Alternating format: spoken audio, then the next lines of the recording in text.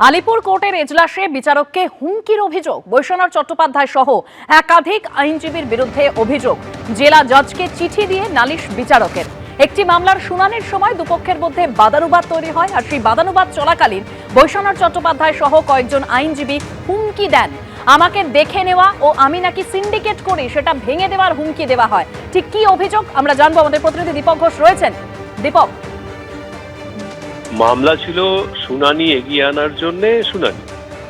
সেই শুনানি যখন শুরু হয় তখন বাদী বিবাদী দুপক্ষের মধ্যে কথা কাটাকাটি হয় এবং সেটা শুনানিতে তখন স্থগিতাদেশ দিয়ে দেন বিচারপতি।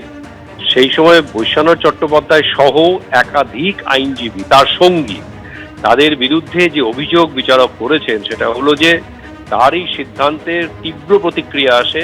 বৈশ্বনাথ চট্টোপাধ্যায় সহ তার সঙ্গীরা এমন ভাষা ব্যবহার করতে শুরু করেন যেগুলো আপত্তিজনক, অশালীন, তাকে হুমকি দেওয়া হয় রীতিমতো। তিনি বলেন যে তিনি লিখেছেন যে কোট আনকোট, এখানে কি সিন্ডিকেট চলছে? বৈশ্বনাথ চট্টোপাধ্যায় বার কাউন্সিলের সদস্য, 24 ঘন্টার মধ্যে এমন লোক আছে আপনাকে আমরা দেখে নেব, আপনি কোথায় থাকেন আমাদের জানা আছে, আপনার সিন্ডিকেট আমরা ভেঙে দেব, আজ অ্যাডজর্নমেন্ট কেন দিলেন সব লিখে রাখুন।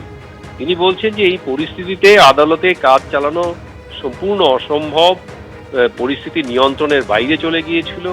ফলে তিনি জেলা জজকে চিঠি দিয়েছেন, চিঠি দিয়ে বলেছেন যে বৈশ্বনাথ চট্টোপাধ্যায়ের সঙ্গে বেশ কয়েকজনের নাম উল্লেখ করেছেন, অমিতাভ বসু, সৌহিত্র ঘোষ, মলয় সেনগুপ্ত এবং আরো কিছু অজ্ঞাতনামা আইনজীবীও তাদের সঙ্গে ছিলেন বলে তিনি উল্লেখ করেছেন এবং বলেছেন যে একজন বিচারকের সততা নিয়ে প্রশ্ন তোলা হচ্ছে, যেটা অত্যন্ত উদ্বেগজনক।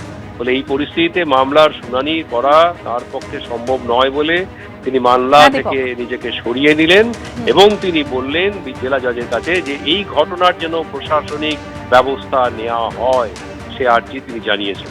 ধন্যবাদ দীপক।